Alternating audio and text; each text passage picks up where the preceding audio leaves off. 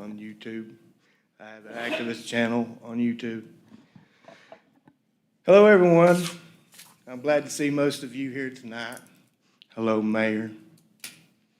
I'm here tonight to ask you folks a few questions that you can take home with you to consider. As everyone knows, election time is approaching. One of the questions I want to ask is, what kind of mayor do you want to sit in that chair next? Now that we know that you're not running again, Mayor, we know, thankfully, it's not going to be your kind. Let's take a second to look back at what just kind of that has been. I've shown and proven on video that it was not one that does not hold true to his open door policy. It's not been one that wants to talk to people who have issues that might not look too good or might cause issues for the city or make us look bad. You know, if you don't talk about it, it's not there. I'm not the only one that has these issues, but I'm here to make sure I'm the last.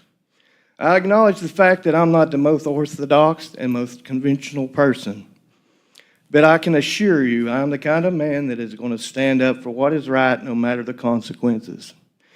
And there have been some mistakes being made. I came to you before to talk about an incident that had happened with the Kingsport Police Department and an upstanding member of this community. I pray you all remember, and if you don't, that speaks volumes. I'm here personally to ask you, did any one of you take a moment to ask about that situation? To even see if it was credible or if I was just a man up here full of crap. If the likelihood of one of your constituents might have been harmed, something that might have caught your attention even enough to ask about, then are you really the kind of people or persons we need to have in those chairs? Has anyone heard of the old proverb about building a house on sand? Well, folks, it's sandy as hell around here right now. As I realize we need to prosper and build the city, it seems you guys to focus too much on the house and not the foundation. We are in the 40th percentile in crime in the U.S. And by most accounts, we're in the top 5 in the state of Tennessee, behind the #1 murder capital in the U.S. right now. Our homeless population is growing exponentially, and the only real help must come from the community, i.e. the churches in the area and a handful of some very loving individuals. Why we don't have a city-run and funded places for them to go in at least the warmth of winter is sad, absolutely sad. So you folks spend close to $30,000 making a promotional video to try to bring people into this community. So what are you going to do when these people come here, buy these homes that you built that no one around here can really afford, not most folks, and they go out to work in the morning to go to their new job that they have gotten to come here and walk out their front door and step in feces that a homeless person has left in their front yard? And then, as they go to their car after wiping the poop off their shoe, they try to start the car, but they can't because somebody's broke into it and stole the battery.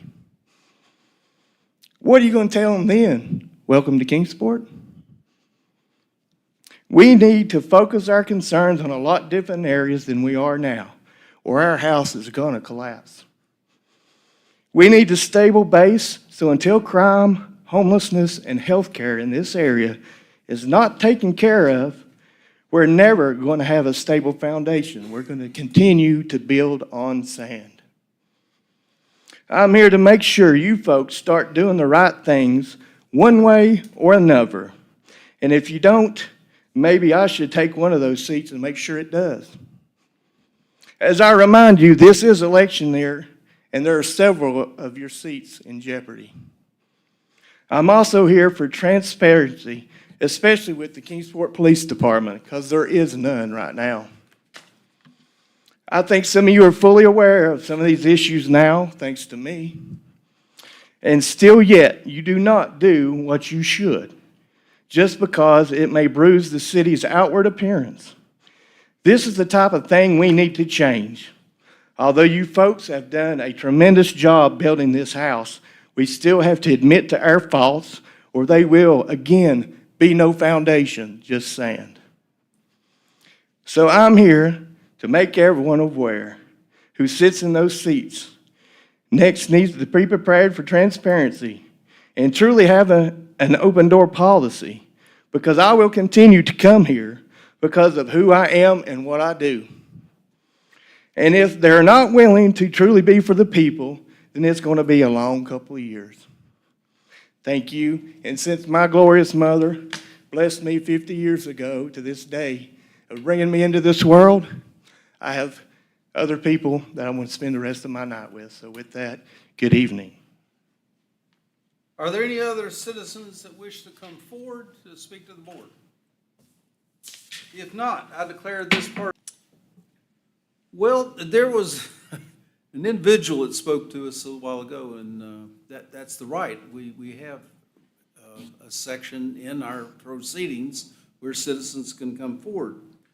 I'm giving you an opinion, but my opinion is that the gentleman that spoke to us is definitely in the minority in terms of his views about this board and the operation of the city in general. I can handle this criticism. I mean, if I can serve in Iraq, which I did, and other things, I mean, it's not that big a deal. I've come to the conclusion, and I'm not a psychologist, but there's some people who are just sort of negative. But I don't like him criticizing my colleagues. Every one of the people you see before you are folks who have been elected to a public office multiple times, either on this board, the school board, the county commission. I mean, they wouldn't keep getting elected by citizens if our citizens didn't think highly of them, of their dedication and their capability, and they're not making a lot of money doing this. I always kind of get tickled when people tell me how much they think I make. I make $8.22 a day. They make less. They're doing this out of love for the community. Now, he mentioned some issues that are substantive, but in my view, again, he got wrong. The police chief speaks often on crime. He's open to the public to talk about crime. He's given us facts and figures. Kingsport is a safe community. Okay, guys, well, let's just take a second here and just look at some figures and facts and stats and see what you guys think. But here's another thing. Let's not believe the mayor. Let's not believe the police chief. Hell, let's not even believe me.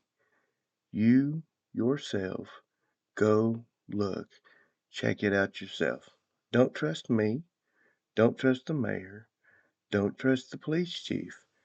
It's part of your civic duty to check this out and make sure the facts are correct yourself.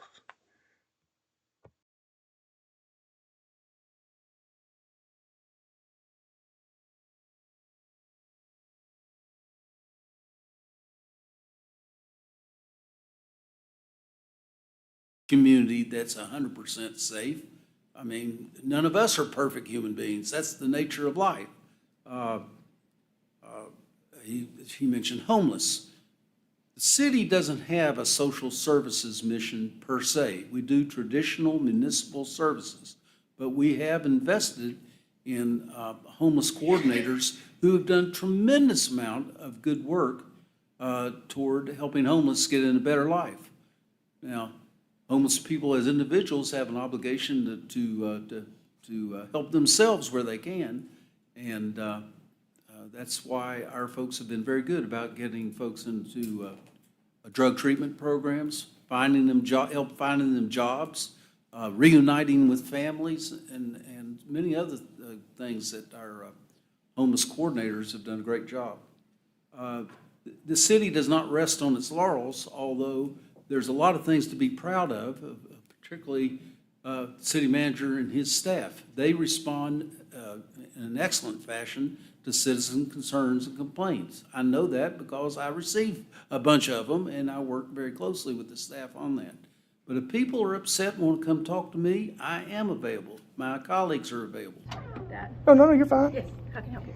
I just wanted to see if I could get a meeting with him sometime to discuss an issue that I had involving the Kingsport Police Department. Okay, and if I could get your name and phone number? Joshua Gibbons.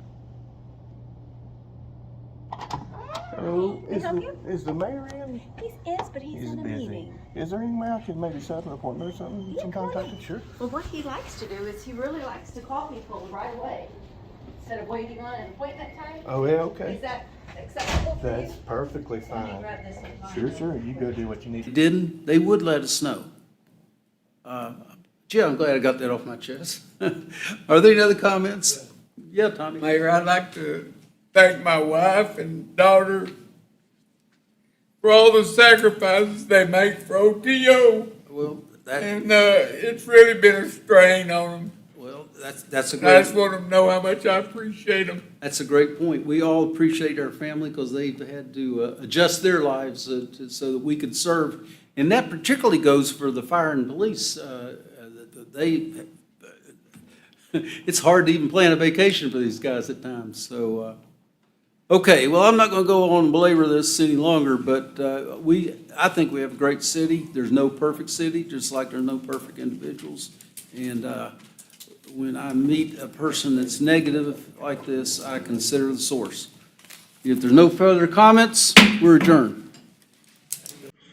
Okay, so, as again, proven on video, the mayor is a habitual liar.